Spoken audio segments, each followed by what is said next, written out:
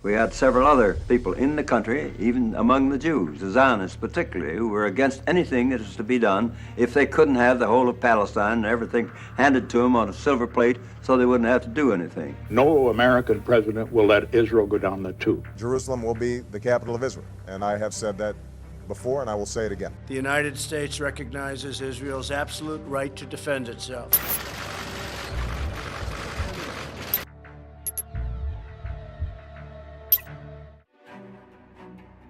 U.S.-Israel relations sure are complicated, but when you look at them like a reality TV situationship, it's hilarious. As the girlies might say, these stars finna be Mercury in microwave. Aw, shit.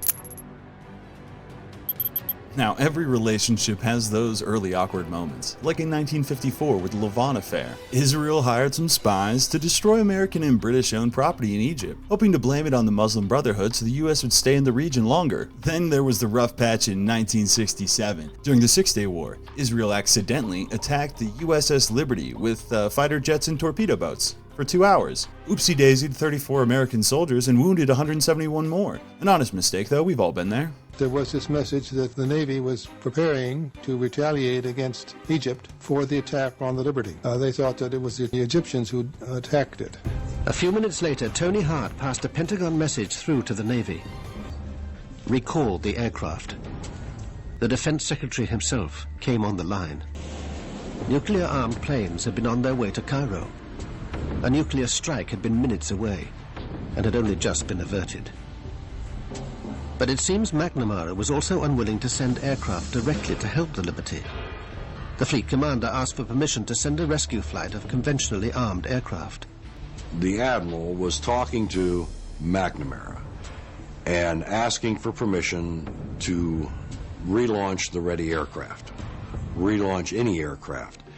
And McNamara said no, that no aircraft were to be launched. McNamara is the boss, you know. He doesn't have to explain why he says what he says. Dave Lewis heard from another officer about McNamara's dealings with the Sixth Fleet. He was very upset, told me he knew it was going to be hushed up, and I wasn't to say anything about it, but he had to get it off his chest, that he had sent aircraft and notified Washington, and he had the aircraft recalled by Robert McNamara.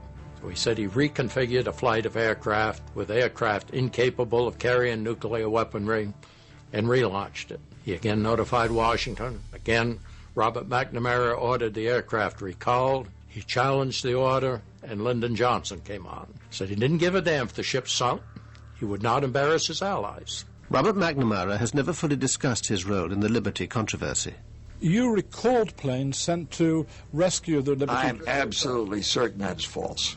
You didn't send a signal to the Sixth Fleet? Absolutely not. I don't know what the hell happened, and I haven't taken time to find out. But there are all of these claims that we sent planes, the planes were going out and we turned them around, and that we intentionally allowed the Israelis to sink the Liberty. I know nothing about it. While the Sixth Fleet was launching and recalling its aircraft, the Liberty was still under attack by the Israeli torpedo boats. You could see these machine gun bullets going through and ricocheting off all the metal that was down there. And actually, some were going into the boiler. They're trying to explode the boiler, and they knew what they were doing. Now, normally, a country might get mad about having their ship napalmed, but a true ride or die like President LBJ swept that shit under the rug because he didn't want to embarrass his friend in public. Now, that's commitment, not like that wishy-washy JFK. Whatever happened to that guy? The assault was over, but the cover-up was about to begin. At 4 o'clock, the American naval attaché in Tel Aviv heard from the Defense Ministry that a ship had been attacked, in error. The American embassy immediately reported back to the State Department in Washington. I was the first one that got the word, and my immediate reaction was it could not have been an accident. Shortly before 10 in the morning, Washington time, the news was passed on to President Johnson. He was rather inclined to agree with my view was that it had to have been an intended attack. Johnson's belief that the attack was deliberate is preserved in the minutes of a White House meeting the following day. Officially, they accepted Israel's apologies and its explanation. everybody seemed to be a little appalled at the Israelis. But this was not reflected in the public positions that the collective group had outside that room. And I think we were overprotective of the Israelis at that point. But wait, there's more! Hollywood has a long history of famous names who did espionage work on the side, ranging from big screen superstars like Greta Garbo to TV chef Julia Child. Now a new tale of international intrigue is coming to light, this one about film producer Arnon Milchan. As Carter Evans reports, his double life was a not so closely held secret for decades. And you know Israel lives for the drama. A lot of people even say Israel runs Hollywood. That's weird, right? Not as weird as having a power producer in Hollywood that was also smuggling nuclear triggers? What other country could steal US nuclear technology and equipment and then brag about it on the news, all without basically any repercussions? Pretty fun relationship these guys have, right? Wonder what the reaction would be if Iran did the same thing. Arnon Milchan is probably one of the most famous Israeli Americans due to the fact that he produced some of the biggest Hollywood blockbusters, including Pretty Woman, Fight Club, and LA Confidential. Forbes magazine has placed him as the 37th most wealthiest Jew in the world. But it seems that Milchan has a dark secret he has kept for many years: his secretive and sometimes illegal involvement on behalf of the Israeli government. Mega Hollywood stars, you have this sexy, glamorous environment, you have this clandestine world, you have nuclear triggers. It's really all the ingredients one needs to make a hell of a story. So it's really not surprising. For many years, rumors have surrounded what Arnon Milchan actually did on behalf of the Israeli government. But now, explains Dayan, it's all out in the open. The state of Israel gets into one of the weirdest and darkest alliances it ever made with South Africa. The apartheid regime was at its worst. But the South Africans offered Israel uranium for Dimona. In exchange, Israel promised to embark on an amazing, unprecedented international PR campaign to put a nice face on apartheid. And who better for the job? Who is better for the job than Arnon Milchan? And he's the one designated by Shimon Peres to go to South Africa and to embark on that public relations affair. Hundreds of millions of dollars Milchan admits to have received on behalf of the State of Israel from the South Africans to buy television stations. It was even contemplated to buy The Observer, Daily Express. He's speaking on it on camera. I was amazed because, you know, for many years people have spoken about it, have heard about it. It was kind of rumored, but I didn't really imagine him coming on camera and confessing. It was waiting to burst out. It is very evident. 2 minutes before landing, all of a sudden it comes out. I did it. I did it for Israel. It has to do with success. It has to do with the fact that nobody can really harm him today. He's wealthy enough, he's successful enough, he's powerful enough. Who cares? It's no secret that Milchan is one of the most important movers and shakers in Hollywood.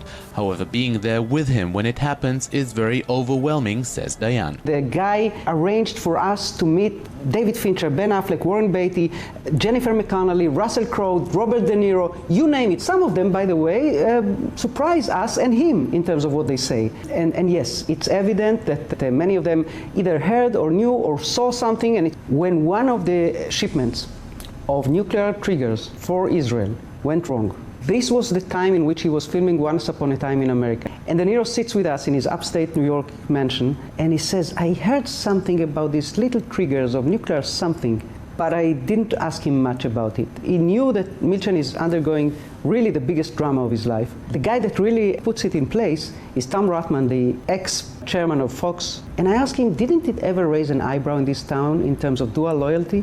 And he says, you know what? In this town, there's one loyalty, one religion, one God. Make hits, bring profits. That's the only thing that matters in Hollywood. A little known fact is that although Milchan has been living in the US since the 80s, he has never given up his Israeli citizenship, nor has he become an American citizen. He is avidly devoted to Israel and has convinced many of the Hollywood A-listers he works with to endorse the Jewish state publicly. For Jane 1, I'm Ron Jacobson in Tel Aviv. But I'm not done!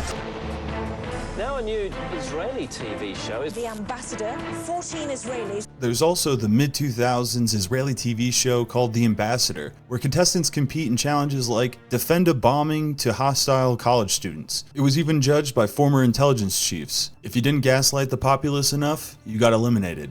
It's not a wall, it's a fence. It's not a fence, it's a wall.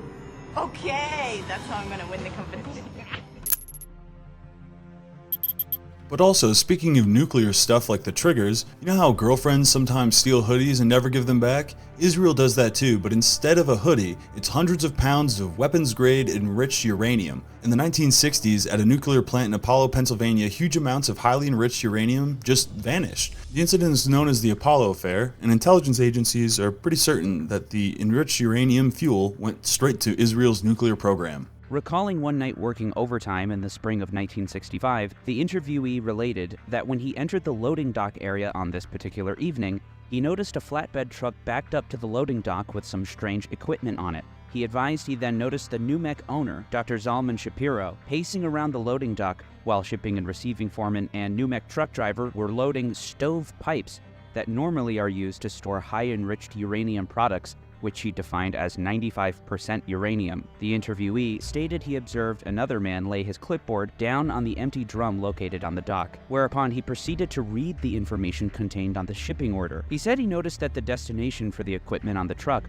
was Israel, and that it was to be transported by ship. After he had quickly read the information contained on the shipping order, the man grabbed the clipboard away from him, telling him in words to the effect that the material contained in the shipping order was confidential and not for his eyes. He advised that shortly thereafter, an armed guard ordered him off the loading dock. He advised he had not come forward before because he had a large family to support, and the day following the incident, the plant personnel manager of NUMEC threatened to fire him if he, quote, did not keep his mouth shut concerning what he had seen on the loading dock the night before.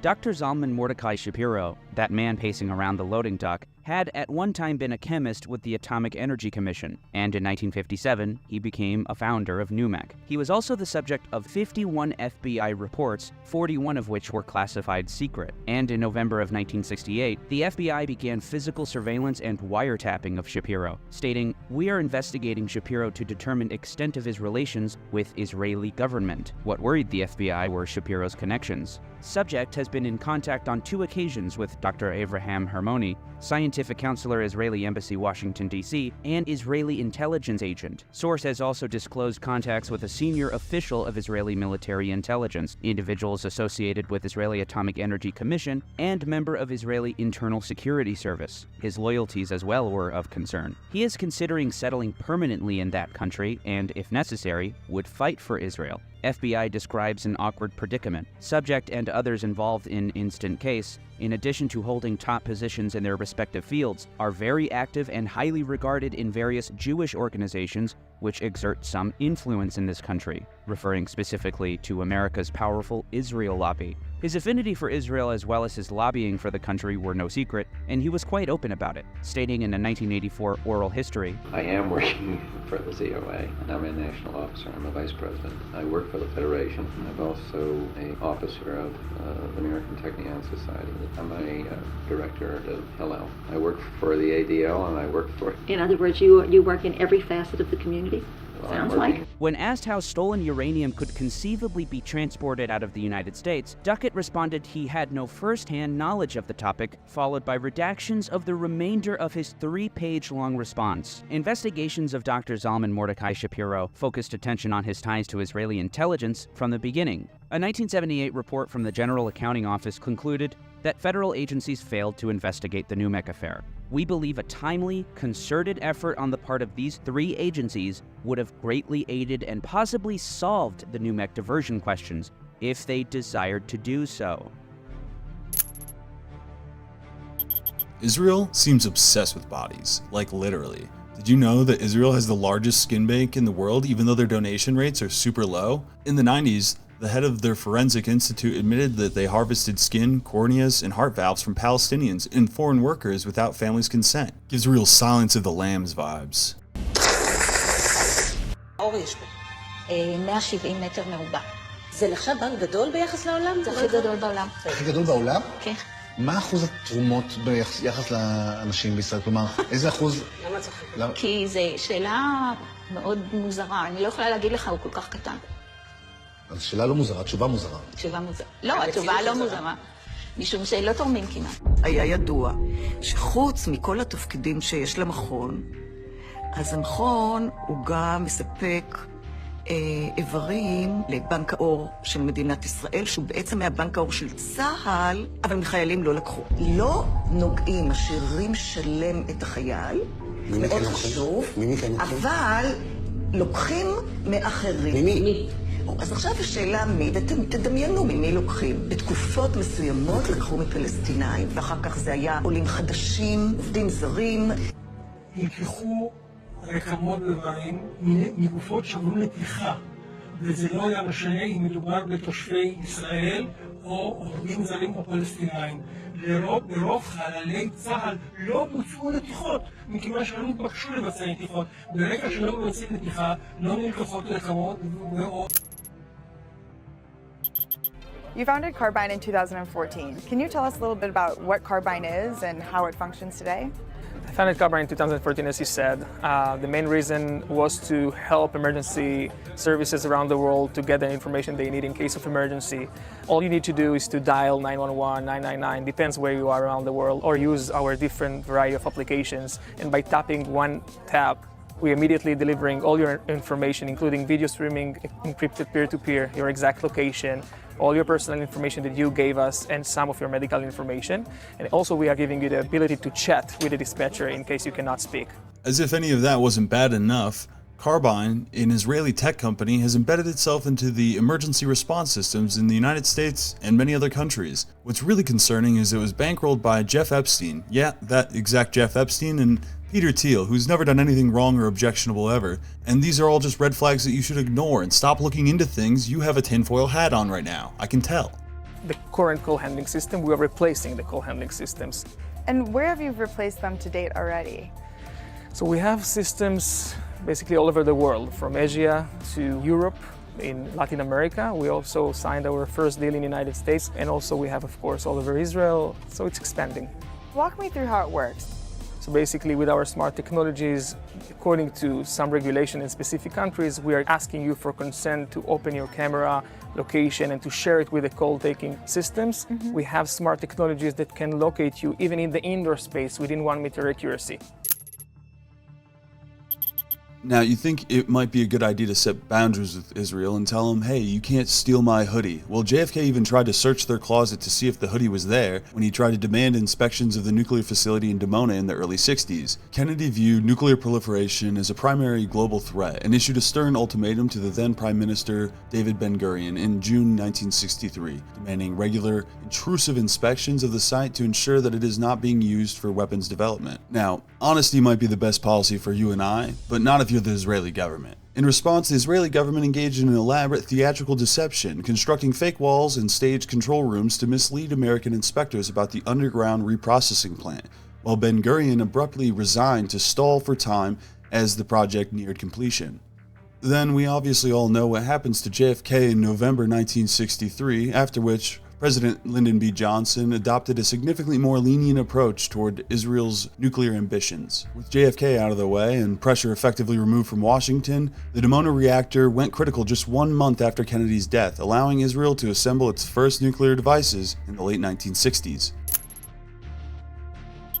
As the kids might say, the US is whipped for Israel and prioritizes their own feelings, even when disasters hit the United States. You remember when Hurricane Harvey happened in Texas? The city of Dickinson told hurricane victims that they couldn't get grant money to rebuild their flooded homes unless they signed a pledge to promise to not boycott Israel.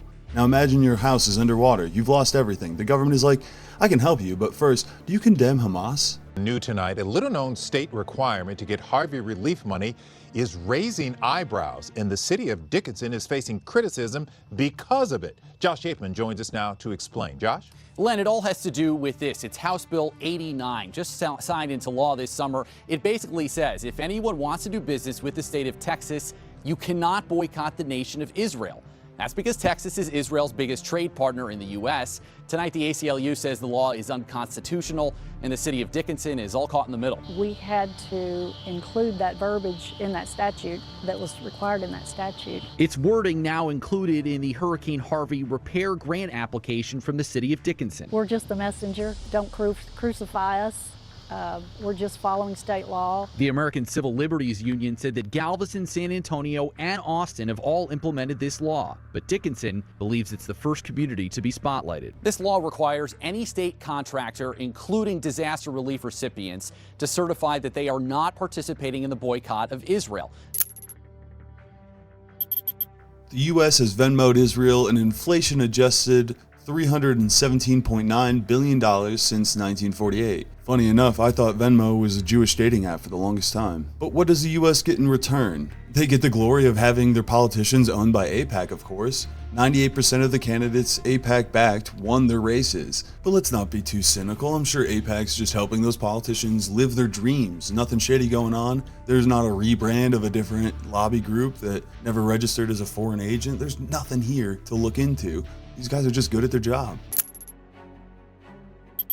Like any good toxic partner, when you catch them in a lie, they'll pull out fake receipts. We'll just tweet out that there was a rocket launch site underneath the hospital. Even if it's fake, whatever, dude. They'll believe it, those idiots. A classic clip from 2001 where Netanyahu boasts to settlers of the West Bank that America's a thing you can very easily move. A thing that everybody talks about their allies like. Even with these recordings being out into the open, there's other things too. I mean, this list could be incredibly long. Just a quick for instance, the US spending billions to punish the Houthis for Red Sea blockades that are held in solidarity with Gaza, effectively utilizing the US Navy as a private defense wing for the Israeli maritime interests, but whatever. Or we can mention the Leahy laws, which basically says we don't give money to people that do war crimes. Seems like a simple enough rule. The only exception is Israel, of course.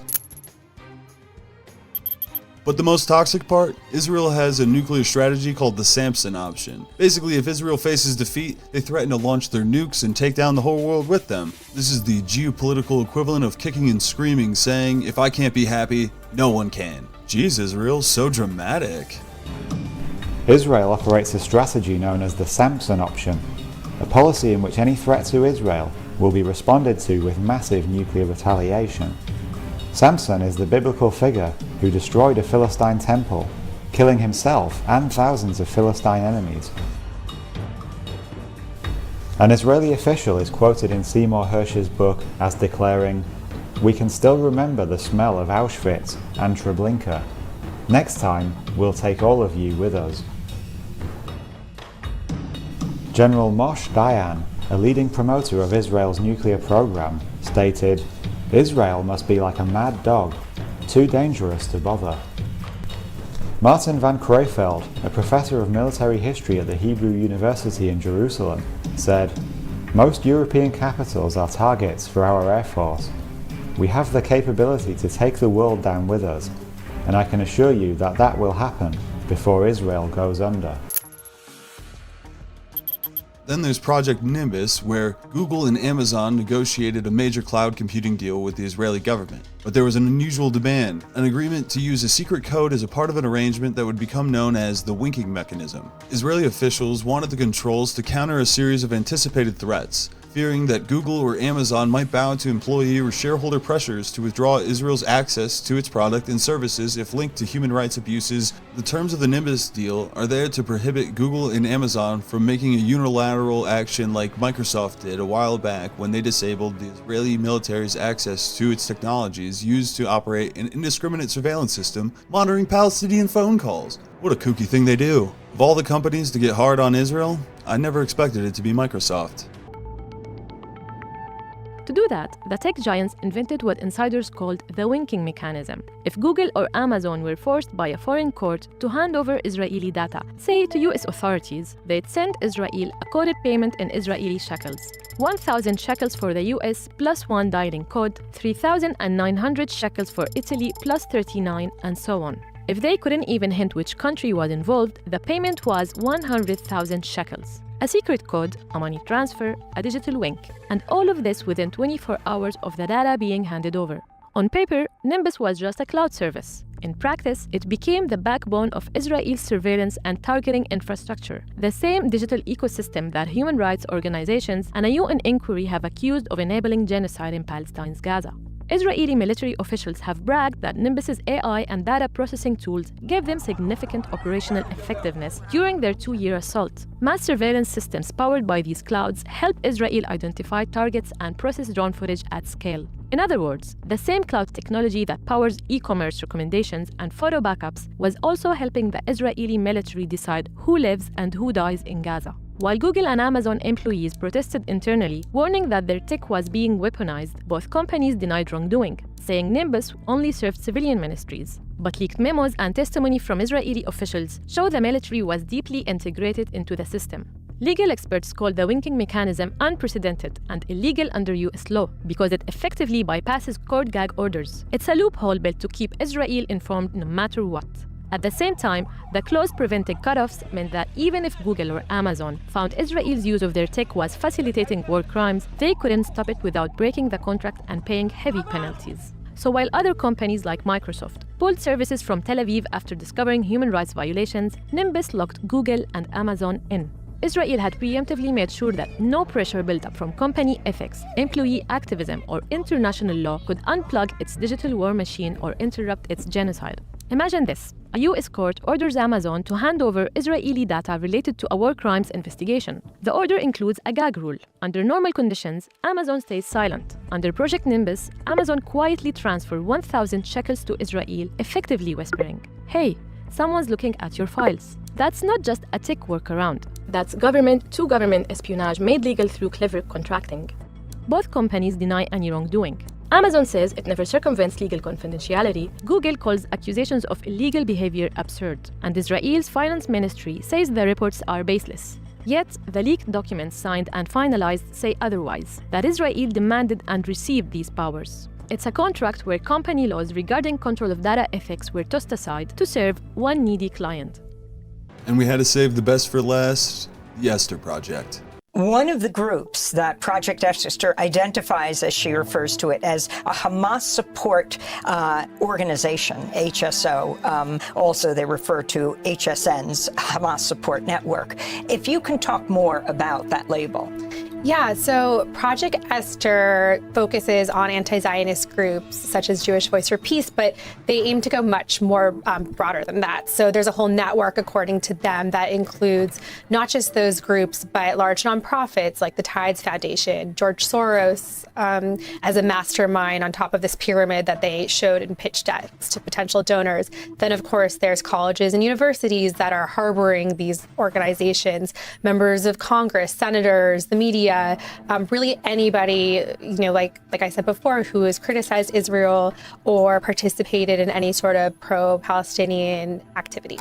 It's as if the Heritage Foundation has declared that any criticism of Israel is not only unpatriotic, but also a direct threat to national security. And the result, a cascade of policies that could see peaceful protesters prosecuted, funding for universities slashed, and even non-citizens and permanent residents deported with their visas and green cards revoked. Deport them, surveil them, put them in prison, financially sanction them, ostracize them, and this is a quote, ostracize them from society. Basically expel them, cancel them from social life.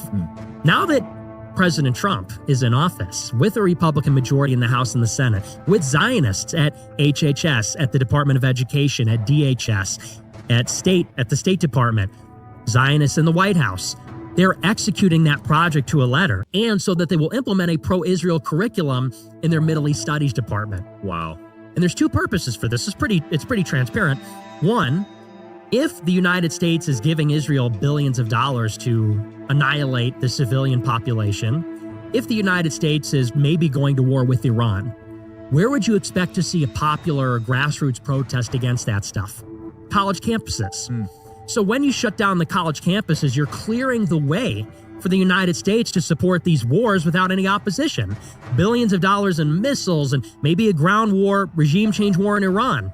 And all the protests have been silenced preemptively. That's number one.